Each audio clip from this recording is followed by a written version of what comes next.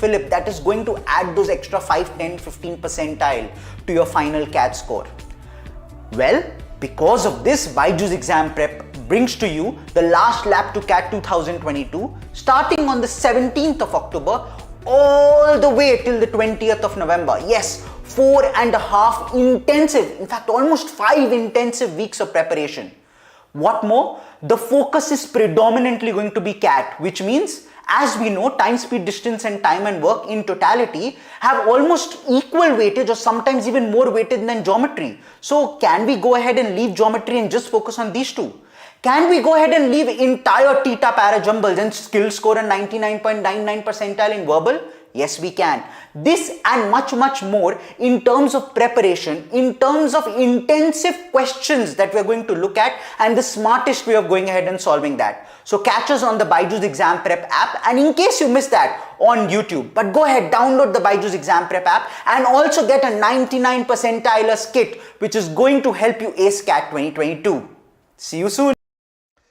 Hello, good afternoon and a very warm welcome on BYJU'S YouTube platform dedicated to helping MBA aspirants achieve their goals, achieve their dreams. My name is Vikrant and today we plan to talk about IIFT, specifically the English or VARC section of IIFT. And this 35 by 35 basically means that you get 35 English questions in IIFT's English section. So this session is actually is a session where we'd go ahead and talk about how you can get all of those questions right starting today. So if you have any other doubt, any other issue, any other question, please make sure that you drop that in the comment box down below so that I can help you with those as well.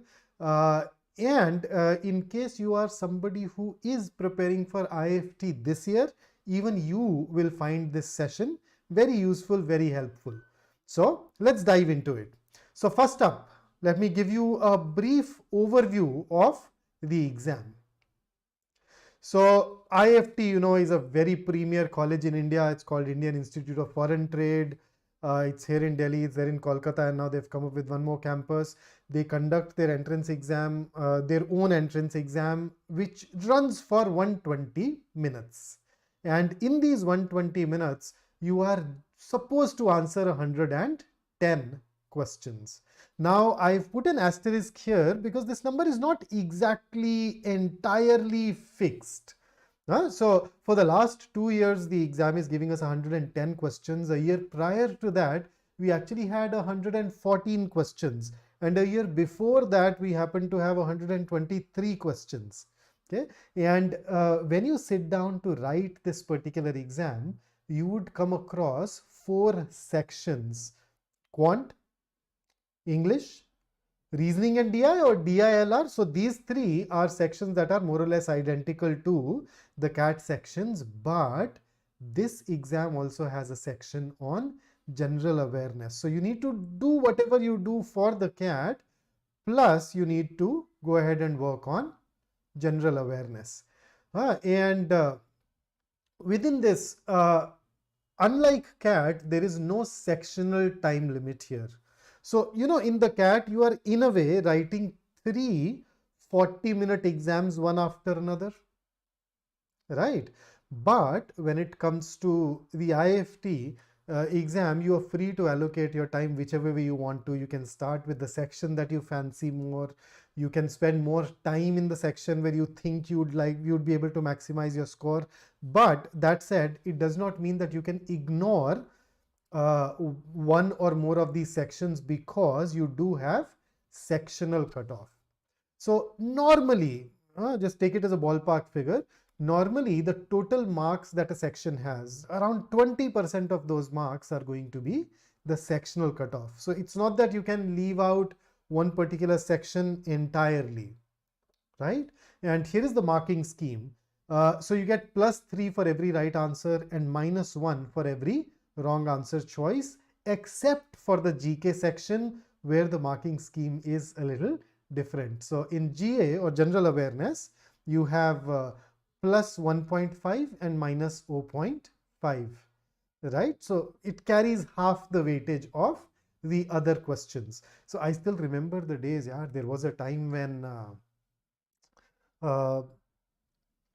IIFT actually used to have differential marks for different question types within a section as well. So vocabulary question will carry fewer marks as compared to, say, a grammar question or a quant question, so on and so forth. So at least that thing is to a large extent sorted now. So that's about the marking scheme, and here is our in-depth view of the VARC section, the reason why you are attending today. So within the VARC section, if I look at the last year's IIFT exam, we had 35 questions. Out of these 35, there were 16 questions that belonged to reading comprehension. So they were spread over 4 passages. There were 2 passages that had 5 questions each. Those passages were a little longer.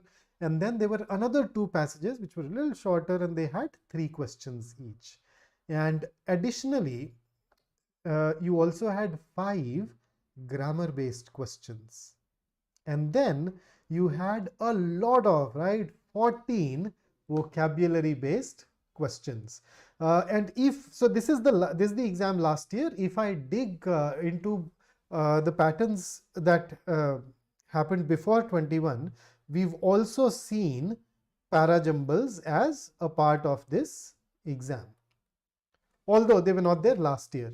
So when I look at this composition, I realize that reading comprehension is something that we also get in the CAT exam.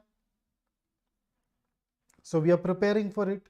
Similarly, when it comes to parajumbles, they are also present in the CAT exam. So these are 2 question types that we anyway get to know really very well during our CAT preparation. But that said, for quite a few years now, in fact, for more than a decade now, the CAT has not asked us a direct grammar-based question or a direct vocabulary-based question. So a lot of people tend to ignore these 2 areas. So you need to ensure that you do whatever you do for the CAT. Additionally, you also focus on these 2 areas.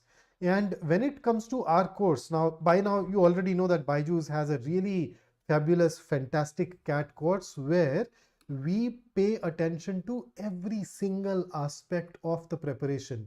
If there is a question type which is being asked by some exam, rest assured we are going to cover it. So if you're part of our batches, you are anyway sorted. You'd anyway be getting everything. But these 2 are areas that you need to specifically focus on. So I'm not going to talk about reading comprehension today. We've already done that a lot in our CAT sessions and quite a few other sessions.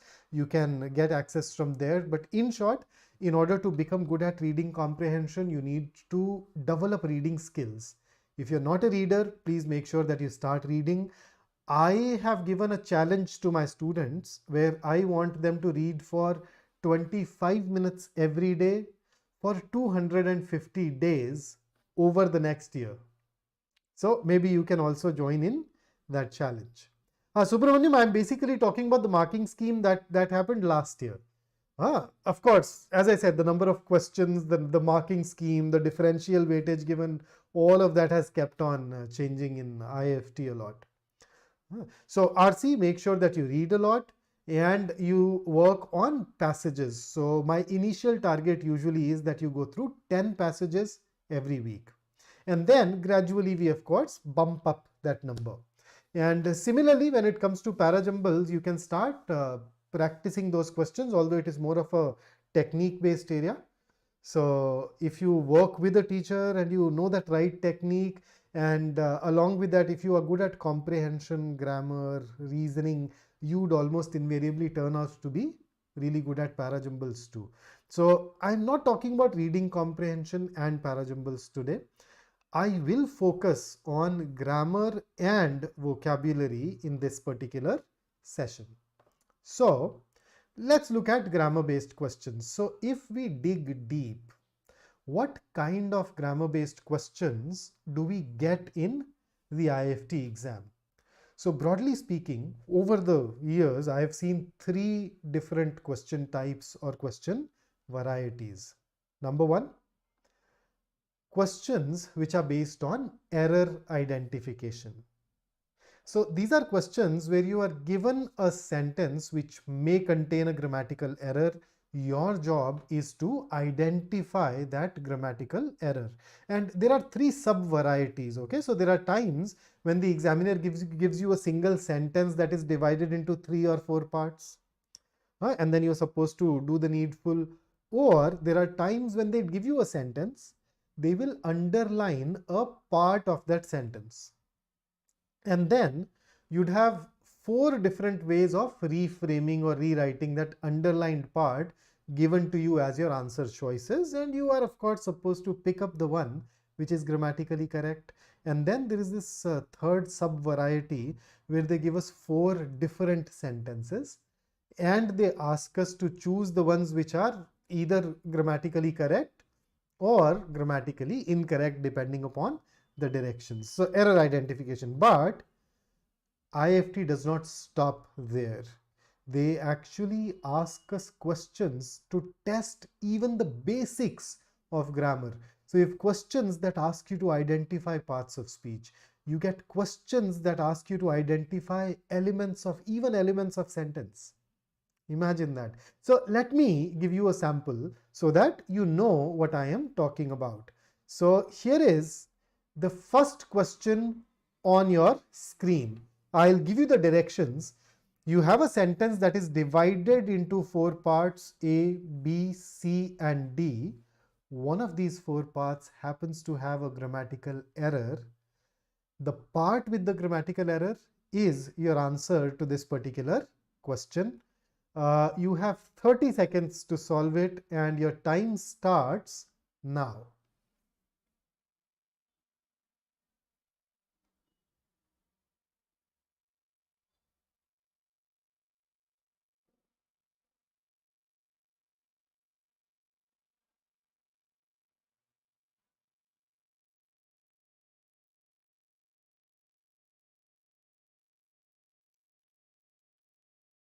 Five seconds to go.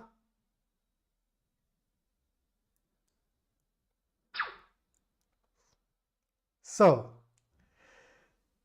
what did you choose? You can share your answer with me in the comment box. But let us start looking at it. The job is much worse than I expected. I don't see anything wrong here. Much is used as an intensifier. The job is worse than I expected is fine. You can always say much worse. If I would have realized how awful it was going to be, I would not have accepted it. Oh, this is wrong. If I would have realized, no, this should have been if I had realized how awful it was going to be. So this question is based on our understanding of something called conditional sentences or conditionals in grammar. It's a part of verb. It's in fact, to be even more specific, it is a part of tenses. Subramaniam, all the questions that you are going to see today are actual IIFT questions. So they've been asked in one of the previous years. Yes. So the correct answer here is B, if I had realized. So in case you want to know the concepts, you know that this is the topic, conditional sentences / conditionals that you need to study. So we basically say that there are 4 conditional sentences, 3 actual conditionals and 1 pseudo conditional. So this happens to be one of those conditional sentences, and they're very formulaic in nature. There are very few areas in grammar where I can give you a formula. Conditional sentences happen to be one such area. Okay, and here is another sentence, another question for you. So you notice what you have in this question. This question has 4 sentences. Identify the sentence which is grammatically correct. So 4 sentences, 3 of them are incorrect, grammatically incorrect. 1 of them is all right. Your job is to identify the one which is all right and mark that as your answer. And once again, I'll give you 35 seconds. So I'll start the timer after 5 seconds. You'd be able to see it above my head. Okay. So let's start.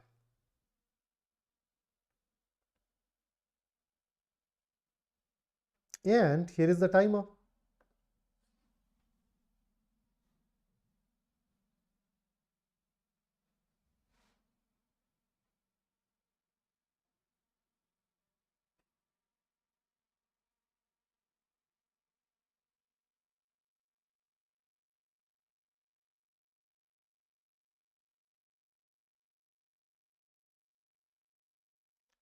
Five seconds to go. So each of the 6 boys in the class has finished their task. Let's start with A. Each of the 6 boys in the class has finished their tasks. Now, see, when we use each as a subject of that sentence, we know that each happens to be singular, which means that the verb that we use must also be singular. So that's correct. But the pronoun that refers to it must also be singular. Now, there is a plural pronoun that is incorrect. And because we are talking about boys here, the correct pronoun to use will be his. So A is grammatically incorrect. In fact, has and there, they're kind of contradictory if you think, right? One is singular, another is plural. So we at least needed to be consistent. Okay, then B. So this particular area, if you look at A, it has this error called pronoun antecedent agreement. Okay, a pronoun must always agree with the noun that it refers to in terms of number, gender, and case. Okay, B. One must finish his task in time. Oh, it should have been one must finish one's task in time. If you've started using a pronoun, you need to use that same pronoun throughout. You cannot keep switching between different pronoun types. Or the other way of fixing it could be that you can change the one into he. Even that will work. He must finish his task in time. So either change this his into one's or replace the one with he. So B is also grammatically incorrect. Then C, either Ram or Shyam will give their book. No, will give his book. When it comes to either or, the verb and the pronoun agree with the noun that is closest, which happens to be Shyam, and that is why his. And D, each of the girls must carry her own bag. Oh, that's absolutely correct. Each carries a singular verb, singular pronoun. Absolutely, absolutely okay. So the correct sentence is D. And Subramaniam, you've absolutely gotten it right. And Yashvir, I hope you're able to see why A was incorrect. Right? No, Subramaniam, you got the answer right, but did you get the directions wrong? This is the correct sentence. The other 3 are incorrect, and we were supposed to choose the correct one. So it appears from your comment that you made 2 mistakes and they cancelled each other out and you ended up getting the right answer choice. But here is the next question for you. Okay, this is from the basics of grammar, right? So one fine year, they gave us this question where we had 4 words and our job was to figure out their paths of speech. And they, ironically, they did not even give sentences. That can at times make these questions tricky. But go ahead, give it a shot. And I'd give you 30 seconds. Your time starts now.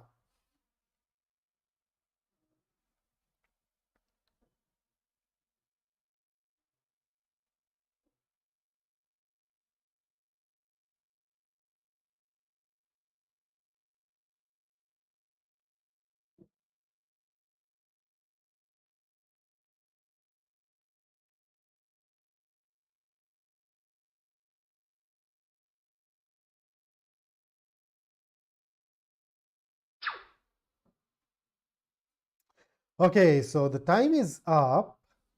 Now, first up, why did I say that it can get tricky when you don't have a sentence? So the truth is, a word is just a word. It's when you put it in a sentence that you ask it to perform a task, perform a job, perform some function, right? So it is that task that is identified using part of speech. So typically a part of speech is linked with a word as it is used in a given sentence. And a single word can have multiple parts of speech, right? But when you don't have a sentence, it can at times make the situation a tad bit more complicated.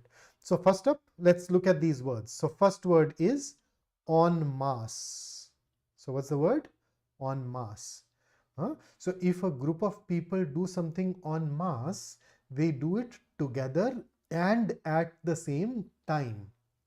So if I say the Twitter employees have decided to resign en masse, it means that all of them have decided to resign together and at the same time. And en masse is an adverb, right? An adverb because it basically adds something to the verb. So resigned en masse. So how did they resign? En masse. So you notice it adds something to the verb. Therefore, this is an adverb. That is D. So C. My bad. Let me just erase it and fix it. So 1C. The other options can be eliminated. I think our question is solved at this juncture itself. But let us have a look at the other words too. Fetter. Fetter is used to refer to a chain. A chain or a manacle. So you know those chains that are used to restrain prisoners? Typically those that are placed around their ankles. So you call that chain fetter. Now fetter can be a noun. Fetter can also be a verb. So it can be either B or D. So if I look at it, I would have chosen either A or C. It cannot be option A or option C. The other two could have been eliminated. Oh, here is another interesting word, malinger. Malinger is a verb. Malinger basically means to pretend to be ill in order to avoid working. So you notice those young kids when they don't want to, when they don't feel like going to school, they tell their mother, no, I have a stomach ache or I have a headache and something, right? So they try to fake that illness in order to avoid getting the work. So that's malinger, and the noun form is malingerer. So if you know somebody who does that a lot, now you have a word to refer to him, a malingerer. Raspy, on the other hand, is an adjective that is used for our voice or our sound. So a raspy voice sounds unpleasantly rough. So you've heard this word hoarse. There are times when you have sore throat and you sound rough. A lot of people had horsey voices during COVID. So that's raspy. So fortunately, we could have arrived at the answer on the basis of the first word itself. En masse is always an adjective, is always an adverb, and therefore it was solved at that juncture too. But malinger is always a verb, raspy is always an adjective. Fetter can be used as a verb or a noun, but the options ensured that we could pick up or we could choose only one of the two, right? So let's go on to our next question now. So read the sentences below carefully and identify the nature of phrase or clause used in the underlined section of the sentence. So one particular year there was a section where they gave us a sentence with an underlined part. So you see, in this case, the underlined part is how to find way to the ruins. And you were supposed to talk about the nature of that phrase or that clause as your answer. So your time starts now.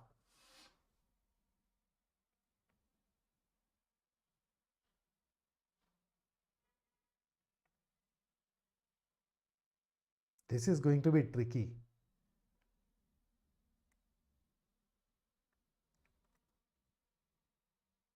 Oh, Subramanyam, that's nice. That's good.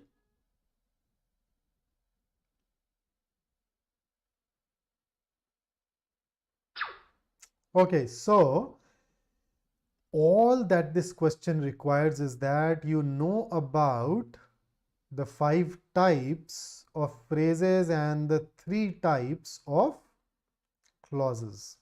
So if you know that, it is an easy question to answer. The correct answer here is option C. Now, a phrase is a group of words which is part of a sentence and it does not make complete sense. So it is a phrase, all right. Now you notice this happens to be the subject of this sentence. And anything which is a subject is essentially treated as a noun. So whenever a phrase acts as a noun, in this case acting as a subject, you'd call that a noun phrase. And that is why our answer is C. An adjective phrase will be a phrase that acts as an adjective. A group of words that act as an adjective, they describe a noun or a pronoun.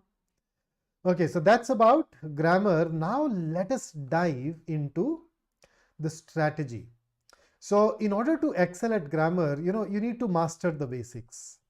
You don't even have something called advanced grammar. It's mostly about mastering the basics, and you can do that by, of course, attending our classes, joining our batches. Additionally, you can also go through a grammar book twice. So make sure that you pick up a basic book of grammar and then you go through it twice. After that, you can start practicing these questions that belong to various areas. And when you realize that you are not getting questions of a particular area right, you can always go ahead. So that will help you identify the problem area, and then you can start reviewing the concepts of your problem area. So that's basically how we go about dealing with grammar. And if you are part of a batch, then you know that you get these recorded lectures that can help you review the concepts. You have a lot of live classes and doubt classes. They can help you in reviewing those concepts. Even the live classes are eventually recorded and they remain available to you. You also get notes. Plus, of course, you get all these practice questions, right? So that will generally have you sorted. And just a reminder, if you are already subscribed to our channel, thank you. We love having you around. And in case you're somebody who's new, why don't you subscribe to the channel and hit that bell icon, so that whenever we bring in a new session, you are the first one to know. Yes, absolutely, Subramaniam. You can definitely start with Wren and Martin. Do make sure that you buy the key to Wren and Martin as well. That will help you when you eventually solve the questions. Okay, and with that, let us move over to vocabulary. Now, IIFT gives us a range of vocabulary questions. I mean, on last count, there are 10 different types that you can expect in the exam. So what are those 10 different types? They can ask you questions based on synonyms and antonyms. Questions that are based on one-word substitution. Questions where they ask you for the source of the word. Okay, this word belongs to source of this word belongs to French or Spanish or Latin or Greek. What? Then of course it is IIFT, so they ask you foreign expressions. They've also asked us questions based on figures of speech. Now some of us may want to club it under vocabulary, some of us may want to put it under composition, but whatever, wherever you put it, you do know that you get questions based on figures of speech as well. Then you have questions that test your understanding of root words. So they give you a root word and ask you for the meaning of that root.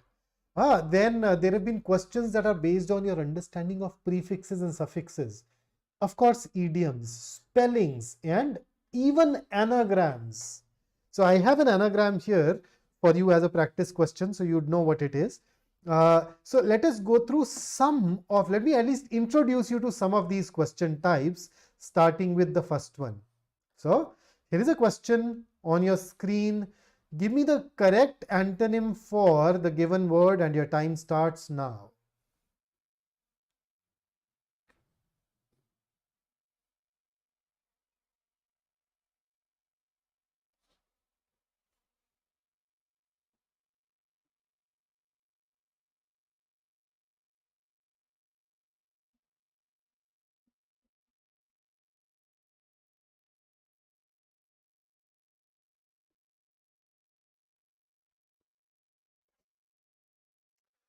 All right, so what is the meaning of the word puerile? Puerile is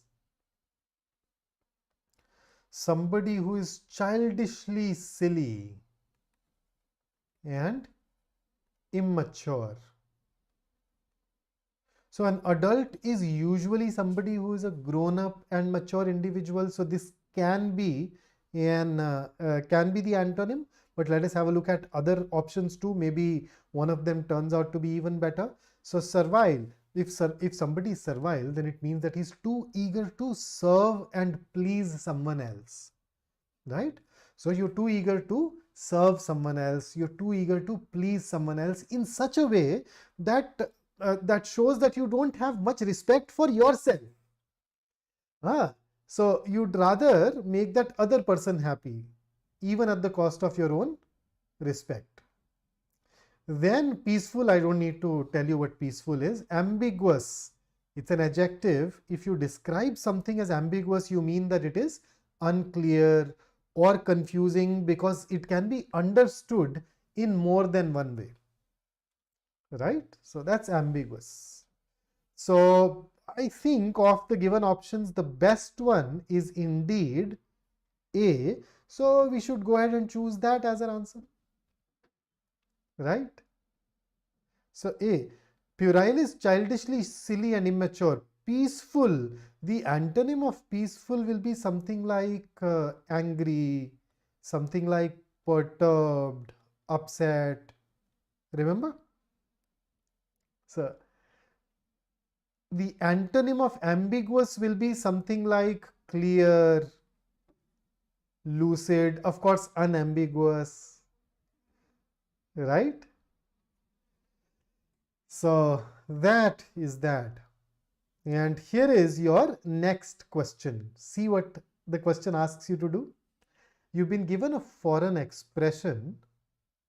You are supposed to pick up the correct meaning of this foreign expression that has been given to you. And the expression is antemeridiem. Your time starts now. Fine, yes. The opposite of peaceful can be tumultuous. Absolutely.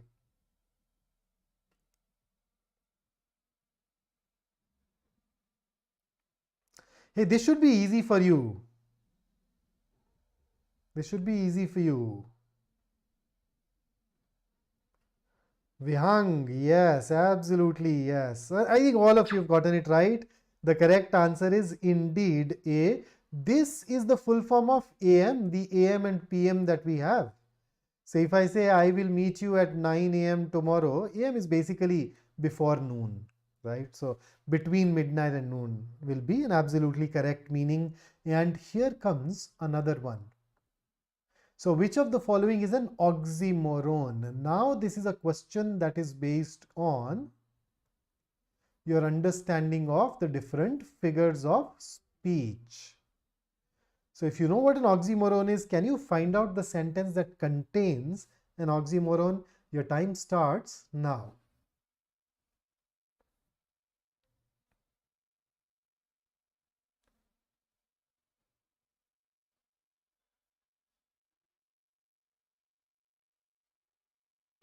Mm-hmm.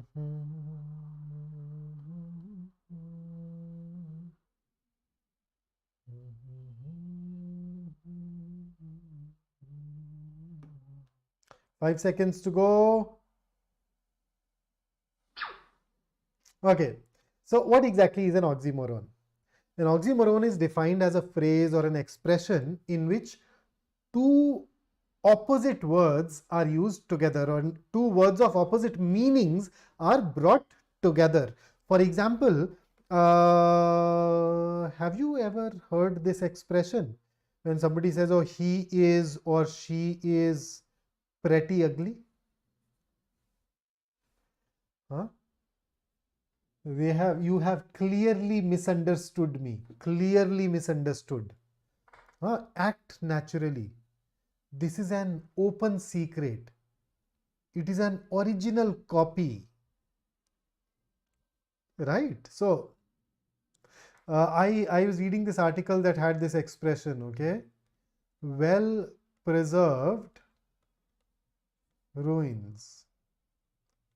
So they're ruins, right? And then at the same time, they're also well preserved. So such expressions are known as oxymorons. right? So the answer here should be A, because I see one such thing happening here. Kind cruelty. Okay. The camel is the ship of the desert. This is a metaphor. Remember metaphor and simile from your school days? Right? Art lies in concealing art. What should that be? This is a paradox. Death lays his icy hands on kings. This is a personification. Remember personification when an inanimate object is treated as a person, right? So that is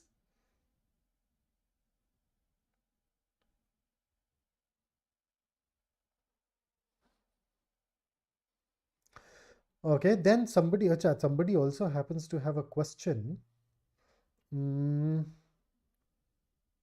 So you're saying the difference between antithesis and oxymoron. Oh, on our website, we actually have published a fairly detailed article on antithesis and oxymoron. You can refer to that. But antithesis also means two strongly contrasting ideas. So see, in oxymoron, you typically have two words with opposite meanings that are used together. But when it comes to antithesis, you'll have two opposite ideas placed together, and those ideas are typically in the form of sentences or clauses, right? So you have ideas or clauses placed together. In oxymoron, you typically have two opposite words placed together. So for example, antithesis is something like art is long and time is short, right? So that's antithesis. So you have two contrasting ideas that have come together. So that's how we differentiate. Vihang says, can there be euphemisms as well? No, no, no, no. Vihang, euphemism is a polite word used in place of a word which can be termed harsh or insensitive. Okay. So for example, when somebody dies, we don't say he died. Instead, we say that he has passed away. Right? Or you can use the word porn, but you can also call it adult entertainment. So that's oxymoron. It's just to be modest. Fine. Can C option be repetition? Not really. Art lies in concealing art. Art lies in concealing art. So you are basically stating two seemingly contradictory things together here. Seemingly contradictory. Let me give you an example. There are people whom we term as good actors. A good actor is somebody that, when you look at that person on screen, you don't realize that the person is acting. So a good actor need to make you believe that he's not acting. So that's a paradox. Okay. Here is your next question.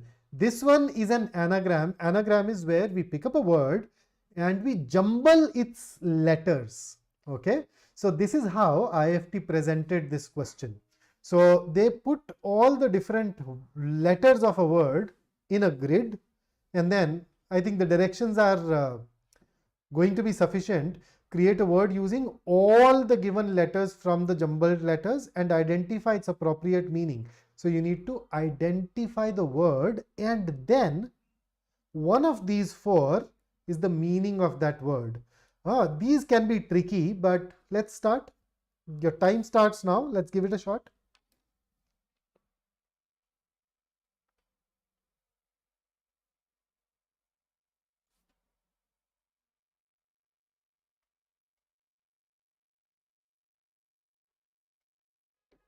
And particularly for you, fine, I am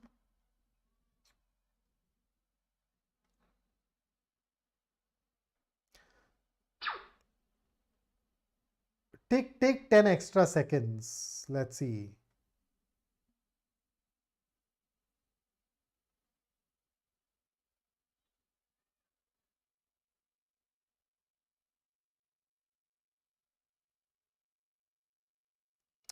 Okay, so here is the answer to this particular question. The word that you can create using all of these letters is hermetic. Now, you may have seen this word in some of these advertisements where they talk about something as being hermetically sealed. So, hermetic is essentially airtight. Okay, where nothing can, even the air cannot go in or nothing can come out. So the meaning of hermetic as a result from these options will be D, completely sealed or isolated. So you can start practicing anagrams, rebus, etc., and that will gradually make you more comfortable with this particular question type. And when it comes to vocabulary, I personally believe that it is a very easy area. All that you need is consistency. All that you need is regularity. So learn new words every day. My normal suggestion is that you schedule 20 to 30 minutes for vocabulary each day on your calendar, and then learn new words. You can learn those new words using a dictionary or using some of our videos. You can use root words, whatever works for you, right? You can work with word lists. I took a session a few days ago on the app where we talked about these things. So you can probably try those things out, and then don't forget to practice all these different question types so that you become comfortable with the questions, and more importantly, so that you learn to eliminate answer choices. So even if you do not know the meanings of all the words involved, there are times when you can eliminate and arrive at the right answer choice. It is particularly true for this other question type that they ask you in the exam, and that is fill in the blanks. So you have some verbal ability questions here. So you fill in the blanks, you have analogy questions, okay, verbal analogy questions. So these are not purely vocabulary, so I did not keep them with vocab. These are essentially vocab plus reasoning. So especially in these questions, if you are good at eliminating options, your accuracy rates can really skyrocket. Okay, so that's about vocabulary. And here is a thought that I want to leave you with. Change the world by being yourself. There's nobody else like you. If you liked the session, please don't forget to hit the like button and show some love. Additionally, we have this series called Last Lap to CAT 22 going on. Today is the last day where GB will talk about, Gautam Baba will talk about 7 days to CAT 22. If you're a CAT aspirant this year, a really important session, don't miss out on that. And this series is ending today. So what will we do now? Hello. We have planned something really special on Monday and Tuesday. On each one of these 2 days, we are organizing a marathon where we'll start at 11 in the morning and we'll cover all the 3 sections. We'll study for at least 6-7 hours together, if not longer, right? So if you want to supercharge your preparation, just show up at 11 on this channel and you would be able to practice with the faculty members, along with, of course, discussing your questions, your doubts, your concerns. Additionally, on the CAT day, we have planned all these various analysis sessions for you, right? So for slot 1, we start at 12:30, slot 2, 4:30, slot 3, 8:30. So make sure that if you are a CAT aspirant who's written the CAT, this is the channel that you come to get all your answers. And once the CAT is over, all these non-CAT exams, right? 50 non-CAT mock tests. Imagine 50. So we have you covered for every other exam as well. And of course, we have started our preparation, our batches for CAT 23. If you are a serious aspirant, this is the place to be. So that's it from me today. Make sure that you follow us on all of these places. Sorry, especially on Telegram if you have questions for me. So that's it from me today.